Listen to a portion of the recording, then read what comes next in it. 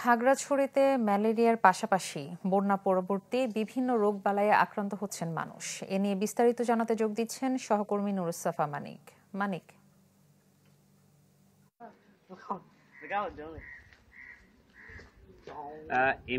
যে চলতি বছরে খাগড়াছড়িতে প্রায় 300 অর্থাৎ জুন মাস পর্যন্ত 346 জনের ম্যালেরিয়া শনাক্ত হয়েছে এবং তার সবচেয়ে বেশি আক্রান্তের হার ছিল গেল মাস অর্থাৎ জুন মাসে প্রায় 150 জনের শরীরে কিন্তু ম্যালেরিয়ার যে জীবাণু কিংবা যে শনাক্তের হার সেটি পাওয়া গিয়েছে এবং এর ফলে কিন্তু এর কারণে কিন্তু জেলায় যে হঠাৎ করে আবার যে ম্যালেরিয়া সংক্রমণ বেড়ে যাওয়ায় উদ্বেগ বেড়েছে এবং স্বাস্থ্য বিভাগ বলছে এখানে উদ্বেগের কোনো কারণ নেই, জাস্ট স্বাস্থ্যবিধি মেনে চলার পাশাপাশি বাড়ির আঙিনাকে পরিষ্কার পরিচ্ছন্ন রাখার কথা বলছে। এবং একটু যদি আমি দেখাই যে থেমে থেমে বৃষ্টি হচ্ছে, সেই বৃষ্টির কারণে কিন্তু জেলার বিভিন্ন জায়গায় অর্থাৎ যে পানি জমে যাচ্ছে অর্থাৎ যে খালি জায়গাগুলো রয়েছে কিংবা বিভিন্ন জায়গায় কিন্তু পানি জমার কারণে কিন্তু যে মশাবাহিত যেসব রোগগুলো হয় সেগুলোর সংক্রমণ বাড়ছে বলে স্বাস্থ্য বিভাগের জানানো হচ্ছে। তারা বলছেন যেহেতু জমা পানিতে কিন্তু মশা ডিম পারে, সে কারণে কিন্তু তারা বলছেন স্বাস্থ্যবিধি মেনে চলার জন্য এবং হচ্ছে যাতে মশা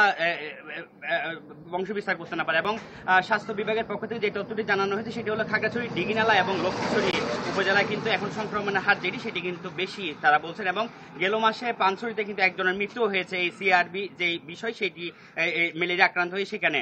এবং এর পাশাপাশি আরেকটি তথ্য জানিয়ে সেটা হচ্ছে বন্যা পরবর্তী সময়ে কিন্তু ডিঘিনালা এবং খাগড়াছড়ির বিভিন্ন জায়গায় পানিবাহিত বিভিন্ন রোগবালাইয়ের কারণে যে পানিবাহিত কারণে যেসব রোগবালা হয় সেটি বেড়েছে, তবে সেটি সে হার বেশি নয় বলছেন স্বাস্থ্য বিভাগ।